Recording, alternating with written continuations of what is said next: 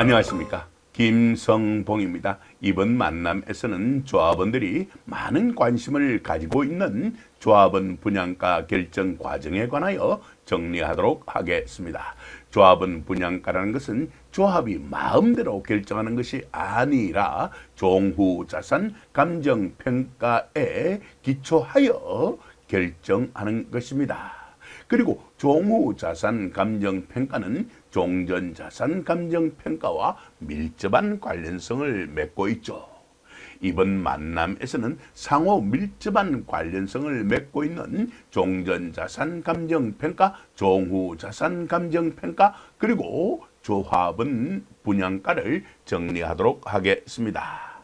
여기에 제시되어 있는 수치는요, 세 곳의 재개발 사업구역에서 책정된 조합원 분양가입니다. 낮게는 평당 평균 1,100만원에서 높게는 평당 평균 1,800만원에 이르기까지 얼핏 볼 경우에서 상당한 격차를 보이고 있습니다. 여러분들께서 이 내용을 제대로만 파악하고 계신다면 이렇게 격차가 나는 것을 당연하게 받아들일 수 있을 것입니다. 이 세 곳의 조합에서 이렇게 조합원 분양가를 결정하게 된 이유, 이번 기회에 정확하게 알아보도록 하겠습니다. 이 내용을 한 번에 정리하기는 어려울 것 같아서 두 번으로 나누어 정리하도록 하겠습니다. 이번 만남은 그 첫 번째 만남이고요.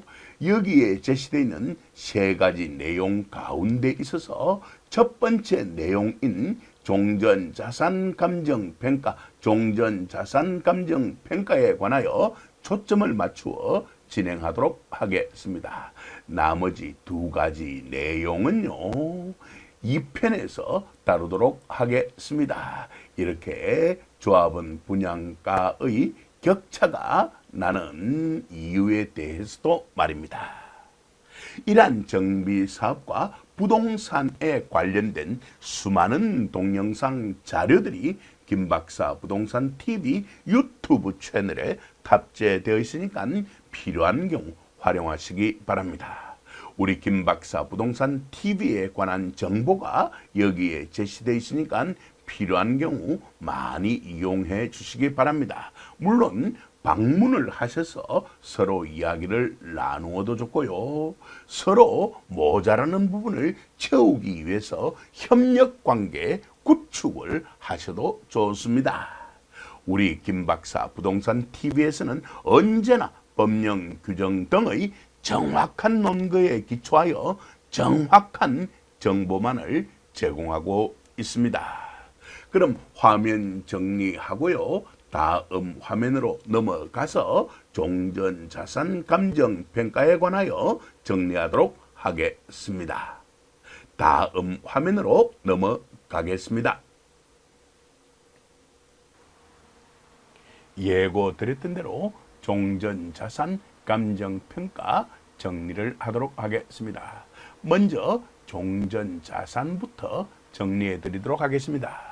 여러분들 잘 알고 계시는 것처럼요, 종전자산이라는 것은 분양신청조합원의 정비사업 시행 전, 이게 바로 종전이라는 말과 통하겠죠. 정비사업 시행 전, 달리 말을 하자면 원래 가지고 있었던 기존 토지와 건물을 나타내는 용어입니다. 더 쉽게 표현하자면 종전자산이라는 것은 바로 헌집과 그에 해당하는 땅이라고 할 수가 있을 것입니다. 정확하게 이해하셨을 것으로 믿고 화면 정리하고 이어가 보도록 하겠습니다. 다음으로 재개발 사업에서의 종전자산 감정평가에 관하여 정리하도록 하겠습니다. 이 내용은 도시 및 주거환경 정비법 제74조 제1항 제5호 및 제4항 제1호 과목에 규정이 되어 있습니다. 이러한 도시 및 주거환경 정비법의 공식 약칭은 도시 정비법이라 그러고요. 더 줄여서 흔히 도정법이라고 부르기도 하고요. 그리고 이 이하에서는 그냥 법이라고 하겠습니다. 여기에 법이라고 적어둔 것은 도시 및 주관경 정비법을 나타낸다는 것까지도 약속을 하였습니다. 화면 정리하고 이어가 보도록 하겠습니다. 바로 여기에 규정되어 있는 내용이 금액 산정 방법입니다. 이러한 재개발 사업에서의 종전자산 감정 평가에 있어서의 금액 산정 방법은 말이죠. 아무렇게나 하는 것이 아니라 시장, 군수 등이 선정 계약한 2인 이상의 감정평가법인 등이 평가한 금액을 산술 평균한 값입니다. 여기까지도 핵심적인 내용은 파악하셨을 것으로 믿습니다. 이러한 재개발 사업에서의 종전자산 감정평가에서 중요한 내용은 말입니다. 바로 이것이 조합원별 조합 출자 자산의 상대적 가치 비율 산정의 기준이 되는 것입니다. 절대적인 값이 아닙니다. 상대적 가치 비율입니다. 나중에 비례율이 결정됨으로 말미암아서 각각의 가격이 정확하게 나타나게 되겠죠. 이쪽 말씀드리도록 하겠습니다. 이는 감정평가 실무기준 730 3.1에 규정되어 있는 내용입니다. 여기까지도 핵심적인 내용 파악했을 것으로 믿습니다. 이처럼 제가 근거를 제시하는 이유는요, 법령이나 규정이 다음에 바뀔 수 있기 때문에 여러분들이 필요할 경우 그 규정을 직접 확인해 보신다면 정보를 정확하게 유지해 나갈 수 있게 될 것입니다. 화면 정리하고 이어가 보도록 하겠습니다. 다음으로 재개발 사업에서의 종전자산 감정평가액에 관하여 정리하도록 하겠습니다. 이러한 종전자산 감정평가액은 말이죠, 관리처분계획 수립을 위한 기초자료로 활용됩니다. 법 제74조에 규정되어 있는 내용이고요. 그리고 이러한 종전자산 감정평가액은 말입니다, 사업 종료 후 청산금 산정의 기준이 되는 것입니다. 여기에 그 관련 조항 정리해 두었으니까 필요한 경우 확인해 보시기 바랍니다. 화면 정리하고 이어가 보도록 하겠습니다. 그럼 과연 청산금이란 어떤 것인지 정리를 해보도록 하겠습니다. 청산금이라는 것도요, 분담금의 일종입니다. 그럼 청산금은 분담금의 포함관계를 이처럼 형성하게 되겠죠. 여기에 그 관련 조항 제시되어 있으니까 필요한 경우 활용해 보시기 바랍니다. 먼저 분담금부터 정리해 보도록 하겠습니다. 분담금이라는 것은요, 분양 대상자별 분양 예정자산 추산액이 있을 것입니다. 자기가 받을 아파트에 대한 추산액이 있을 것입니다. 예, 청산할 때 확정이 되겠지만은 그 전에는 추산하는 액수에 불과하겠죠. 그 빼기 추정 권리 가액의 결과값이라고 할 수가 있는 것입니다. 이러한 추정 권리 가액은요, 지난 만남에서도 제가 정리해 드렸습니다. 비례율 정리하면서 말입니다. 추정 권리 가액이라는 것은 종전자산 감정평가액 곱하기 추정 비례율의 결과값이라고 할 수가 있는 것입니다. 예, 이것은 사업이 완전히 끝나기 전에는요, 추정치에 불과하다는 거 여러 차례 말씀드렸습니다. 자, 이쯤에 두고 화면 정리하도록 하겠습니다. 그럼 사업이 마무리되고 난 뒤에 이전 고시가 있은 후에 이제 청산이 이루어질 텐데요. 그때는 비례율이 추정이 아니라 확정이 됩니다. 확정이 됩니다.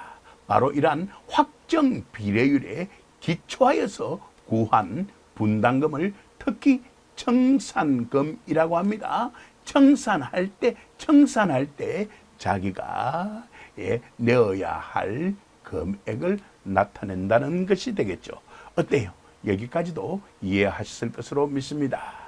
이 두 가지 용어는 반드시 구별하여 사용하는 것이 좋을 것 같습니다. 이쯤에 두고 화면 정리하고요.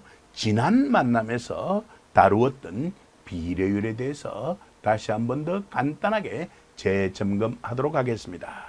비례율이라는 것은 개발이익률로 불려지기도 합니다. 어차피 율이기 때문에요. 분자와 분모로 구성될 것입니다. 분자와 분모로 구성될 것입니다. 그렇다면 당연히 분자 자리에는 이익에 해당되는 것이 자리 잡게 될 것입니다. 이익이라는 것은 당연히 총수입 빼기 총사업비의 결과 도출되는 값이라는 거 누구라도 인정할 수 있을 것입니다. 어때요? 이런 거 자연스럽게 파악하셨을 것으로 믿습니다. 그럼 분모 자리에는 당연히 투자 원가가 들어갈 겁니다. 투입된 돈 말입니다. 투자 원가가 들어갈 겁니다. 투입된 돈 말입니다. 그게 바로 헌집과 그 땅에 해당될 것입니다. 그게 바로 종전의 토지 건축물의 총가액에 해당될 것입니다. 여기서 말하는 총수입은요, 바로 사업 완료 후의 대지 및 건축물의 총수입이라고도 할 수가 있을 것입니다. 여기까지도 이해하셨을 것으로 저는 믿습니다. 그 관련 규정이 여기에 제시되어 있으니까 필요한 경우 확인해 보시기 바랍니다. 이쯤 해두죠. 이쯤 해두고 화면 정리하고요. 다음 화면으로 넘어가겠습니다. 자, 이제 종전자산 감정평가 기준 및 방법에 관하여 정리하도록 하겠습니다. 먼저 기준 가치부터 정리하도록 하겠습니다. 기준 가치는 말입니다. 대상 물건의 시장 가치입니다. 시장에서 실제로 거래되는 가치인데요. 주의할 점은 재개발 사업의 관리 처분 계획 수립을 위한 종전자산 평가임을 반드시 고려해야만 합니다. 이쯤 말씀드릴게요. 그리고 여기에 그 관련 조항이 제시되어 있으니까 필요한 경우 확인해 보신다면 훨씬 더 많은 정보를 얻을 수가 있을 것입니다. 자, 이제 종전자산 감정평가 방법에 관하여 정리하도록 하겠습니다. 토지, 단독주택 등의 건물, 공동주택으로 나누어 정리할 필요가 있습니다. 먼저 공동주택의 경우에 있어서는 말입니다. 거래사례 비교법으로서 바로 종전자산 감정평가를 하게 되는 것입니다. 여기에 그 관련 조항 제시되어 있으니까 필요한 경우 확인해 보시기 바랍니다. 이제 토지의 평가부터 먼저 정리하도록 하겠습니다. 토지의 평가는 말이죠. 공시지가 기준법으로 감정평가를 하는 것입니다. 이러한 공시지가 기준법이라는 것은요, 표준지 공시지가를 기준으로 하는데요. 이러한 표준지 공시지가는 매년 1월 1일을 기준으로 한다는 거 잘 알고 계실 것으로 믿습니다. 여기에도 관련 조항 정리해 두었습니다. 이러한 공시지가 기준법에서는 말입니다. 대상 토지 평가액을 결정할 경우에 있어 비교가 되는 표준지 공시지가가 필요하겠죠. 비교가 되는 표준지 공시지가가 필요할 것입니다.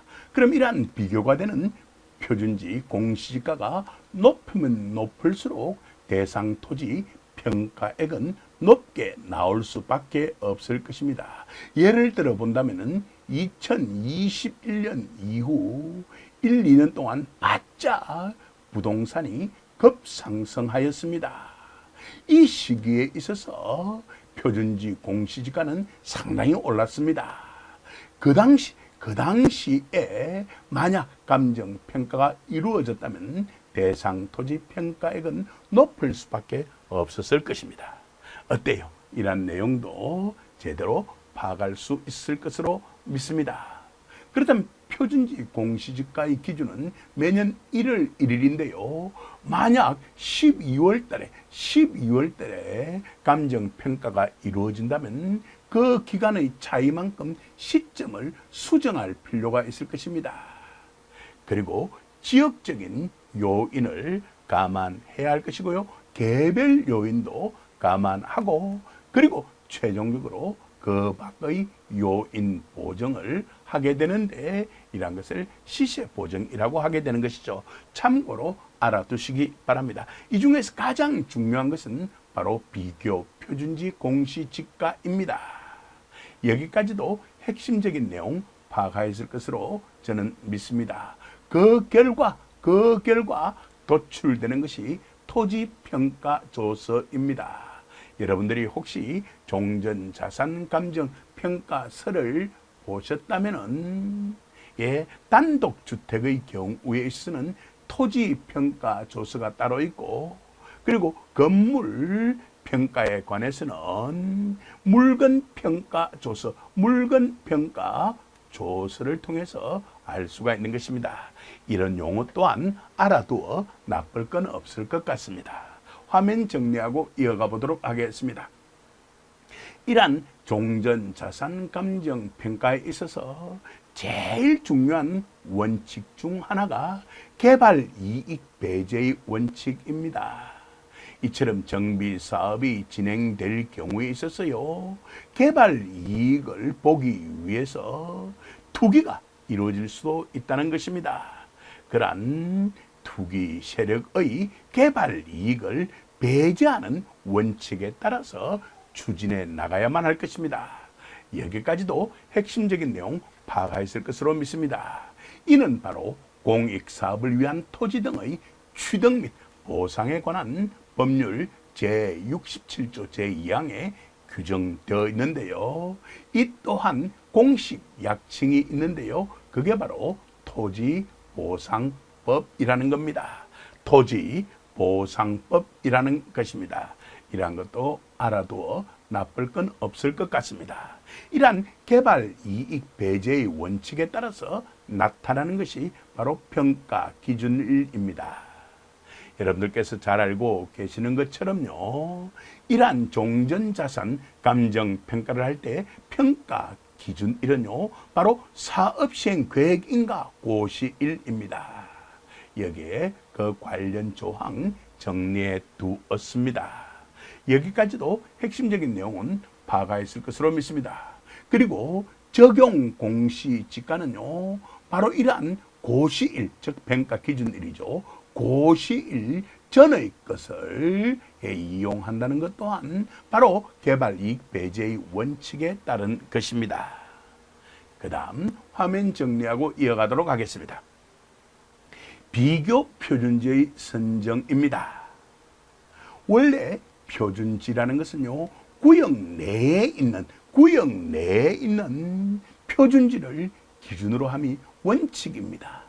그렇지만 정비구역 지정 고시로 말미암아서 용도 지역이 제2종 일반 주거지역에서 제3종 일반 주거지역으로 변경된 경우, 그럼 이처럼 용도 지역의 변경으로 말미암아 개발 이익이 생길 수 있으니까 이것도 배제해야만 할 것입니다. 그런 경우 구역 내가 아니라 구역 밖 인근 지역 내에 있는 원래 용도 지역인 제2종 일반 주거 지역의 표준지 중에서 비교 표준지로 선정을 해야만 할 것입니다. 여기에 그 관련 조항 또한 제시해 두었습니다. 어때요? 핵심 내용만 제대로 파악한다면 이러한 내용들 이해하기란 어렵지 않았을 것으로 믿습니다. 물론 한 번에 이 모든 내용을 다 이해하고 정리하기란 어려울 수 있습니다. 필요하다면 여러 차례 이 내용을 확인해 보신다면 큰 도움이 되리라고 믿습니다. 화면 정리하고 이어가 보도록 하겠습니다. 자, 이제 단독주택 등의 건물 평가에 관하여 정리하도록 하겠습니다. 그건 원가법에 따라서 건물을 평가하는데요. 여기에 관련 조항 제시되어 있습니다. 건축물 감정가라는 것은요, 건축물 재조달 원가 나타나고 있죠. 그러한 건축물을 다시 지을 때 소요되는 그러한 원가를 건축물 재조달 원가라 합니다. 그 곱하기 내용연수분의 잔존연수를 적용을 시킵니다. 예를 들어 보면 40년 동안 쓸 수 있는 건물을 20년 썼다면 40 빼기 20, 그 잔존 남아있는 연수는 20이 될 것입니다. 어때요? 여기까지도 핵심적인 내용 파악했을 것으로 믿습니다. 거기에다가 개별 요인을 곱하여서 건축물 감정가를 도출해 내는데요. 그 결과를 물건 평가 조서에 담아두는 것입니다. 여기까지도 이해하셨을 것으로 믿습니다. 물론 간편 감정 평가를 하는 방법이 있습니다. 예를 들어보면요, 건물 평가를 할 경우에 있어서 평당 약 100만 원 정도, 평당 약 100만 원 정도로 정해두고서요, 그 곱하기 면적을 하면은 간편법으로 구하는 건물 평가액이 나타나게 될 것입니다. 그리고 토지의 평가는요, 공시지가 기준법에 따라서 처리하는데요.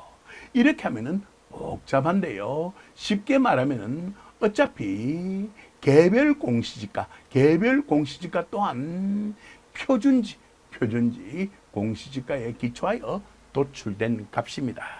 그러한 개별 공시지가 곱하기 1.6 내지 1.8 내외, 물론 많이 나올 때는 2.0이 넘어가는 경우도 있습니다. 이렇게 해서 간편법으로 도출할 수도 있습니다. 참고로만 아셔야지 이것 가지고 또한 다툼을 벌여서는 아니 될 것입니다. 여기까지도 이해하셨을 것으로 믿고요. 화면 정리하고 다음 화면으로 넘어가겠습니다. 이번 만남에서 정리할 마지막 내용입니다. 방금 전에 사업시행계획인가 고시일이 평가 기준일이라고 말씀을 드렸는데요. 그러한 평가 기준일 이후의 절차에 대해서는요, 법 제72조 제1항 및 제2항에 잘 규정이 되어 있습니다. 그런 다음 분양 통지 및 분양 공고가 이루어질 텐데요. 통지라는 것은 그 대상은 당연히 토지 등 소유자가 될 것이고요. 그리고 공고라는 것은요, 당연히 일간신문에 공고하는 것을 나타내는 것입니다. 여기까지도 핵심적인 내용 파악했을 것으로 믿습니다. 이러한 분양 통지는요, 90일 이내에 행하는데요. 1회에 한정하여서 30일의 범위에서 연장할 수 있습니다. 그럼 짧게는 3개월, 길게는 4개월이 걸리게 될 것입니다. 그 이내에 토지 등 소유자에게 통지도 하고, 그리고 해당 지역에서 발간되는 일간신문에 공고도 해야만 합니다. 그런 후에 분양 신청이 이루어지게 될 것입니다. 분양 신청 기간도 무한대로 주어지는 것이 아니라 통지한 날로부터 30일 이상 60일 이내입니다. 그럼 길게는 2달 정도가 소요될 것입니다.